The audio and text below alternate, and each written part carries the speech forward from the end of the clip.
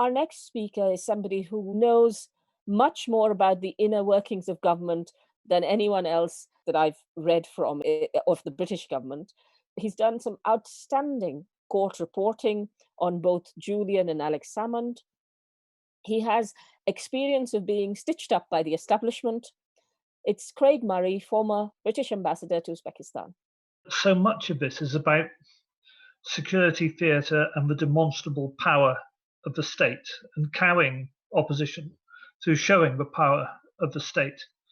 The torture of Julian Assange and the extreme conditions in which he's being held, his mistreatment in Belmarsh jail, his being confined to a glass box, to a large extent, they're doing it because they can, and they're doing it to show us that they can, to demonstrate the power of the state and to make us afraid.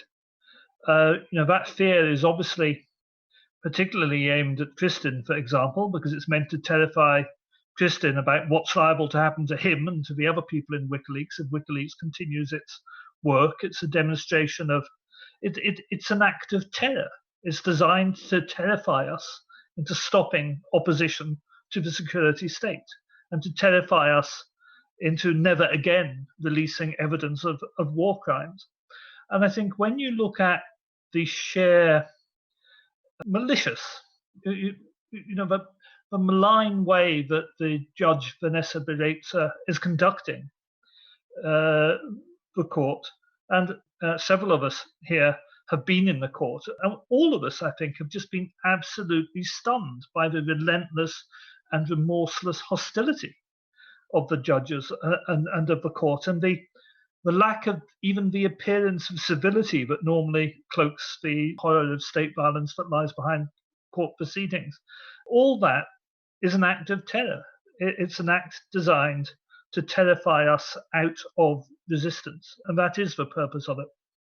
And the other thing that absolutely horrifies me, and we've heard several people make comparisons to dictatorships and make comparisons to Nazi Germany, and it's not just, as Peter rightly said, that the mainstream media doesn't stand up for a fellow journalist, doesn't stand up for somebody whose only crime is to release state secrets and state secrets of, showing state atrocities. It's not just they don't stand up for him, they openly attack him, and they do so with glee and hatred. And that is something which I find very difficult to deal with. And again, it goes down to the disappearance of the civilities of society that we all took as a feature of the kind of society we believed we were living in. The attacks on Julian by the mainstream media are just awful. The attitude to Julian of the mainstream media is awful.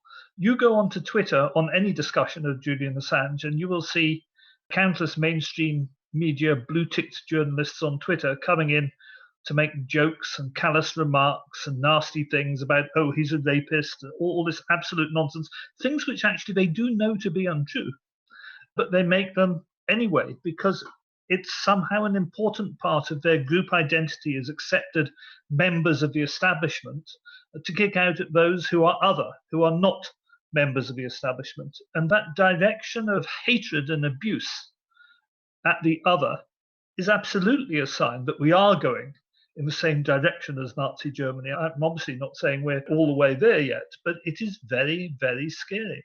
I find the hatred and vilification, both in the court, the unrelenting attitude of the government, the unrelenting attitude of the magistrate. And I should say, one thing that was very clear to me, particularly during the week-long start of the extradition hearing, is that Vanessa Baraitser is being ventriloquised. It's not just that she's coming in with her judgments written out, which is true. We go for this ludicrous charade where she comes in with already written judgments in hand. She sits there for 3 hours barely pretending to be listening to the defense arguments, and then she reads out what she had written before she heard the argument in the first place. Personally, I don't believe that she herself is responsible for those judgments. It may well be her own handwriting. She may have written them down, but I'm fairly confident that from close observation of a week in the court. Whenever there were questions being raised, she would fairly quickly move to an adjournment. Then she would go away for 10 minutes, and then she would come back and answer the question. It doesn't have to indicate she's being told what the answer is, but my experience was, my impression was, that is the most likely explanation of what goes on in that court, that she is purely a cipher giving out judgments handed to her by the Home Office. And one of the fascinating things is that again and again and again, she has given judgments against the defense when the prosecution, when the representative of the US government didn't even object to what his lawyer was asking for. The United States government did not object to Julian Assange being seated with his lawyers out of the glass cage.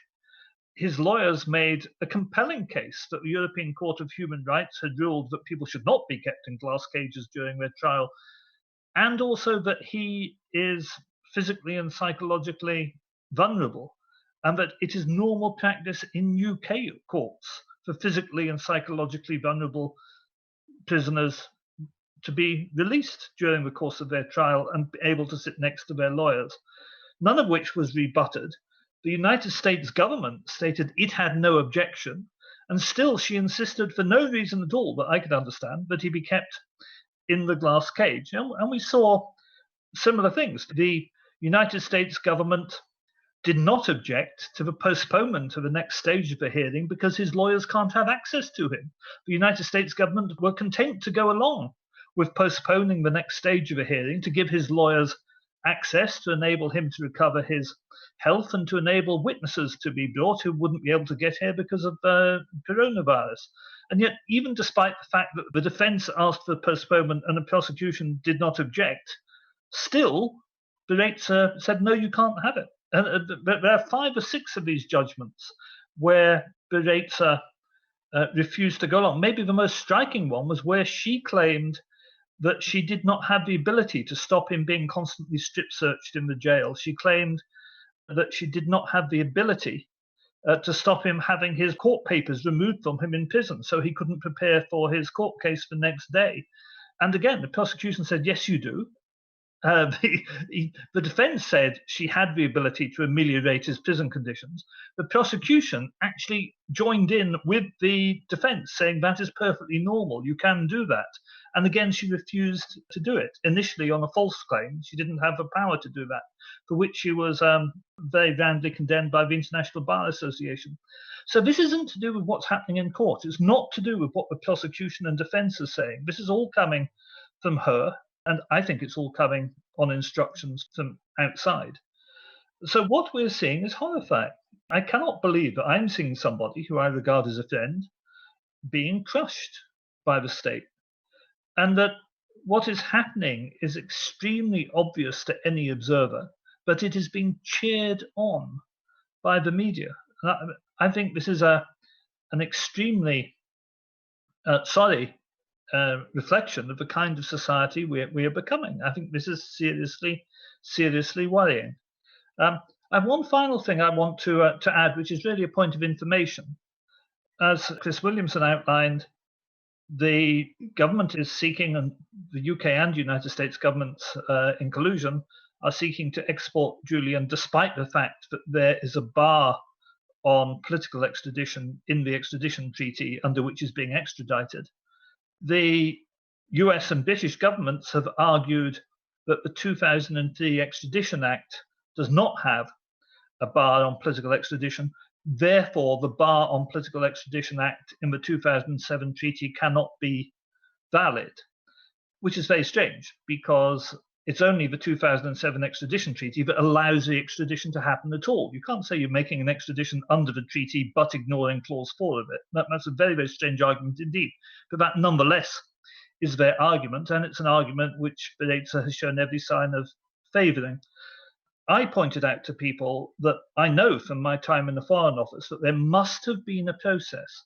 When the 2007 extradition treaty was ratified by the UK with the United States, there had to be a process. It's a process I participated in inside the Foreign Office, where it was checked before ratification that the treaty is fully enforceable in UK law, including Clause 4. That must have been done.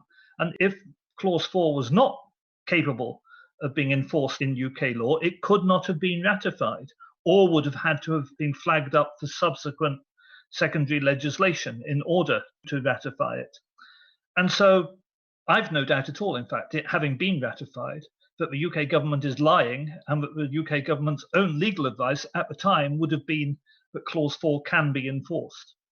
I asked people on my blog to put in freedom of information requests for Foreign Office information on the consideration in the Foreign Office of the legal ability to enforce Clause 4 of the extradition treaty.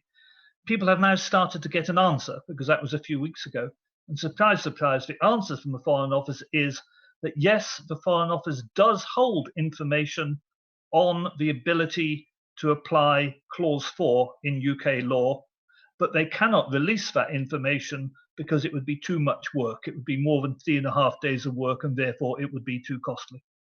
That is fascinating, because it's a key point that the case revolves around. And just simply to say, and personally, I don't believe them. I mean, I know the Foreign Office system. Even when I left the Foreign Office in 2005, all such documentation was electronic, and it would actually take you 2 hours, maximum 3.5 hours, not 3.5 days, to search it all out electronically and present it. And they're lying in saying it would be too much work to present that information, but they're not prepared to do it. I'll be doing something on my blog. What I'm looking to do now is see whether we can break it down into a series of information requests, perhaps month by month, so they can't claim, because we were looking at a long period between 2003 to 2007. If we ask for documentation, different people ask for the documentation month by month. Maybe we can get at it that way. But the government does have information on the key point, and they are continuing to hide it. Anyway, I think that's all I wanted to say today. Thank you very much.